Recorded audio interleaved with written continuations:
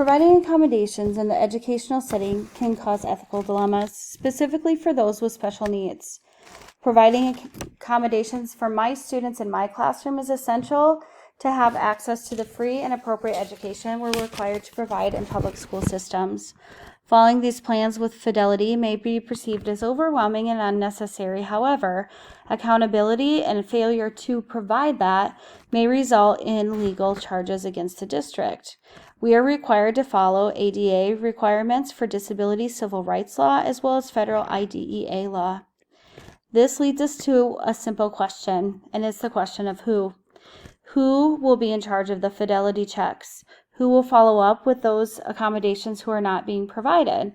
Who will do something about it? And who knows what to do to support the teachers to help them understand how to provide those accommodations? It's important to plan for all diversity of all the needs of the learners in your classroom. Inclusion in education is a topic that can bring about individual and systemic biases, often overlooked in the chaos of today's classroom. Levy and Yefrek addressed this in their study regarding teacher perspectives on inclusion when they stated that schools need to adapt and they need to change their practices to meet the needs of diverse learners within the classroom. So in order to encourage positive perspectives, we need to consider how we can support our educators. This may require additional professional development, mentoring, team support building practices. Providing the professional development support can put a positive system in place to help teachers learn how to make the necessary changes to guide them and provide inclusivity within their classrooms. The past 2 school years have provided a variety of challenges as well as amazing opportunities for professional growth. Learning models have been modified to plan for a variety of ways to instruct, such as face-to-face, hybrid, and online instruction. These models have had to be taught asynchronously occasionally, causing new obstacles to arise when it comes to providing those needed accommodations. With the addition of these obstacles, students have had to wear masks along with their educators, obstructing occasionally the view of the information that's being provided. We need to look directly at individual learning plans and the behavioral and academic needs of those within our building. Decisions as far as these learning models go have had to be made extremely fast, oftentimes evaluating and providing a lack of time to evaluate if there's equity within those plans for those with special needs. This dilemma encompasses a lot of issues. First, we need to look specifically at IEP plans for each student and what those specific accommodations encompass.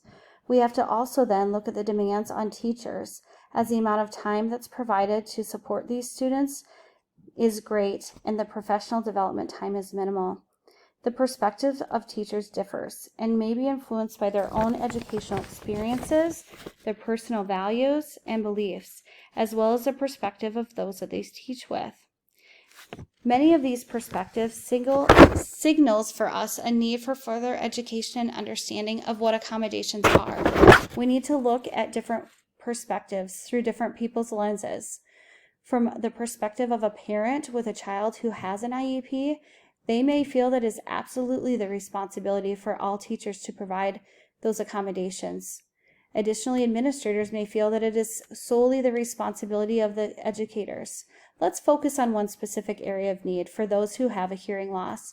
For students who are deaf or hard of hearing, these challenges have impacted their access to information in all learning models. How can we provide these accommodations and guarantee that there's access for everyone else in the classroom as well?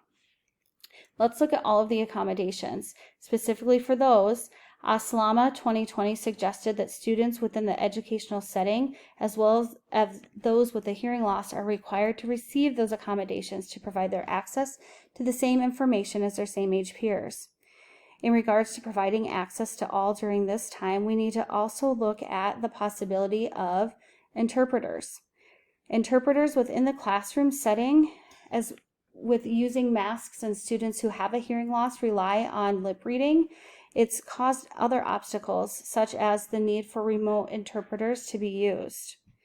There is also a variety of different ways to access that information.